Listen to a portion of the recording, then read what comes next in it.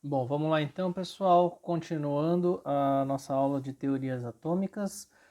A gente viu um monte de teorias até agora, né? Falamos de alguns detalhes da maioria delas, mas a gente vai começar a ver uma leitura bem mais atual sobre o átomo. Só lembrando que, claro, como a nossa abordagem aqui é mais geral, a gente vai deixar alguns pontos em aberto e futuramente a gente volta a falar aí com um pouco mais de detalhes, né? Mas aí é uma parte bem mais matemática do que conceitual ou do que química mesmo, tá?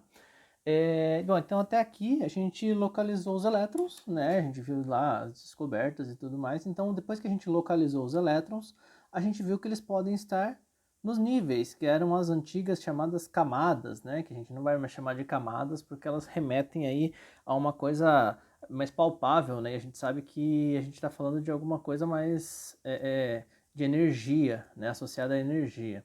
Então, esses níveis comportam os elétrons, mas apenas esses níveis, quer dizer, são suficientes para a gente colocar os elétrons lá e acabou? Com certeza não, né? A gente tem uma outra, dentre muitas, uma outra subdivisão, que são os subníveis. Então, dentro desses níveis, a gente tem pequenos espaços que são os subníveis. Vocês vão perceber que a gente vai denominar como objeto, espaço, para a gente ter uma noção um pouco mais da realidade do que está acontecendo. Mas é claro, né? Não tem como a gente mensurar isso como objeto. Então, é algo para a gente poder entender pelo menos o que o princípio diz, tá? E como é que esses subníveis estão, ou como é que eles podem ser descritos, né? Através do que a gente chama de mecânica quântica. Mecânica quântica é através de uma matemática aí que vai trazer para a gente equações que vão permitir quantificar a energia, quantificar a posição, quantificar todos os aspectos que tangem os elétrons dentro desses níveis e subníveis, tá? Então, o que a gente vai poder responder por enquanto, já que a gente não vai falar muito de cálculo, é onde é que esses elétrons podem estar? E eles podem ir para qualquer lugar? Então, o primeiro ponto é, com certeza eles não podem estar em qualquer lugar, né, a qualquer momento. Eles têm que estar localizados dentro desses níveis e subníveis. Agora, existem certas regras e existem, claro, quantificações necessárias para que isso aconteça. Então, a gente vai começar a ver o que a gente chama aí de números quânticos, e só para não assustar, a gente vai falar de alguns nomes mais um pouco mais detalhados, mas a gente vai chamar, por exemplo, de números quânticos o que a gente já viu em outro momento como níveis, né? Então, quando a gente falou em níveis, vocês vão lembrar um pouco desse desenho aqui, que é o núcleo tem os prótons e os nêutrons, e quando a gente vai falando dos níveis de energia onde os elétrons podem estar, a gente tem esses níveis, então, denominados pela letra N, tá?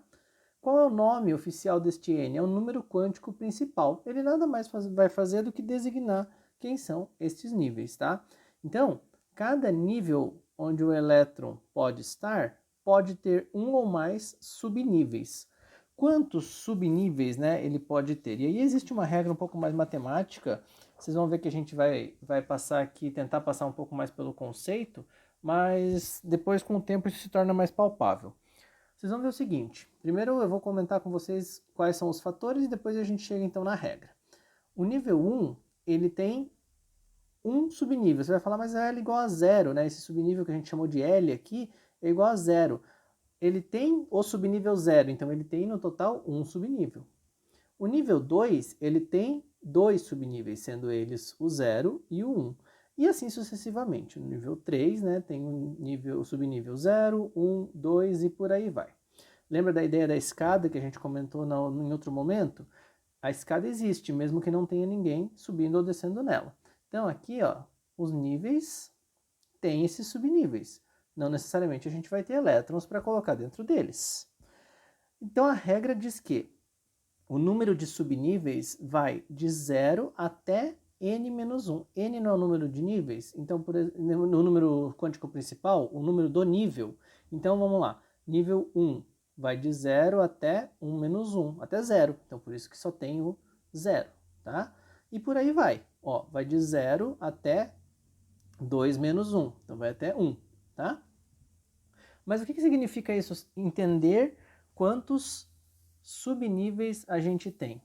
Significa dizer que cada subnível tem um nome. Então, o L igual a 0, o subnível 0, é o subnível S. O L igual a 1 é o subnível P. o L igual a 2 é o D, o L igual a 3 é o F, tá? Daria para continuar? Daria. Mas quem são S, P, D e F? São os nossos orbitais, tá? Então, quer dizer, orbital, e aí vamos recordar um pouquinho, ou vamos apresentar um conceito, é a região de maior probabilidade em se encontrar o elétron, tá? Isso significa o quê? Qual é a chance de eu encontrar o elétron no subnível S, no orbital S, né? É a chance que eu tenho dentro daquela forma, né? A gente vai trabalhar com formas físicas, então com desenhos, né? Mas claro que eles não têm esse formato rígido, mas dentro daquele espaço existe uma probabilidade muito grande de eu encontrar o elétron. Não quer dizer que ele não pode ser encontrado fora daquele espaço, tá? Mas quer dizer que a gente tem aí uma delimitação, né? Onde a gente vai falar, por exemplo, qual é a chance de encontrar brasileiros dentro do Brasil, mas não quer dizer que a gente não encontre brasileiros fora do Brasil. Mas a grande densidade é dentro do país. E aí, se a gente quiser especificar mais, a gente pode especificar pelos estados, pelas cidades, né, para restringir a probabilidade de se encontrar uma determinada característica. Agora, quando eu falo em orbitais S, P, D e F, eu vou ter que apresentar o quê? Os desenhos desses orbitais, tá? Então, por exemplo, está tudo colocado aqui no papel, né, no plano bidimensional. O orbital S tem um formato esférico. Eu desenho como uma circunferência, mas é esférico, tá? Então, quer dizer, é uma esfera como a gente imagina, tá? Não tem nenhum lado preferencial, não tem nenhuma posição diferenciada se eu giro, então a gente vai representar como círculo. O orbital P é o que a gente chama de alter, né? Parece esse 8 aqui, ou se a gente deitar o símbolo do infinito. O que significa? Que se eu falar para vocês qual é a probabilidade de eu encontrar um elétron no orbital S, é dentro de uma esfera. Qual é a probabilidade de eu encontrar um elétron no orbital P? É dentro de um alter. Qual que é a diferença? Aqui, por exemplo, é em toda essa região. Aqui no P eu tenho duas grandes regiões e aqui no meio eu tenho o que eu chamo de nó. Quer dizer, aqui não vou encontrar elétrons, tá? Então a probabilidade aqui é nula. Aqui eu posso encontrar e aqui eu posso encontrar.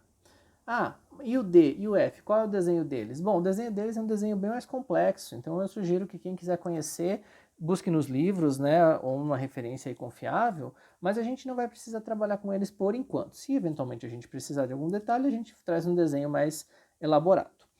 Bom, e aí a gente tem que lembrar o quê? Que nós temos três eixos, né? Ó, o do plano x e y, que é onde a gente desenha o eixo do papel, o plano do papel, e o z, que é o que vem para fora, né? Então que vem aqui, ó, no sentido de vocês, tá? O que significa isso? Se a gente pegar a esfera e girar em qualquer um desses eixos aqui, gira, então, por exemplo, gira para cima, gira para baixo, gira para frente, gira para trás, ela vai permanecer como uma esfera, tá? Porque uma esfera não vai ter posição preferencial. Isso significa que a gente pode girar ela, mas ela não vai ficar diferente. Então, quantas posições a gente pode colocar essa esfera? De um jeito só, tá? Do jeito que eu desenho ela, né, convencionalmente. Agora, se eu pegar o orbital P, eu posso colocar ele em cima de cada um dos eixos, então, ó, y, x e z, como a gente desenhou agora há pouco aqui, ó, y, x e z, tá?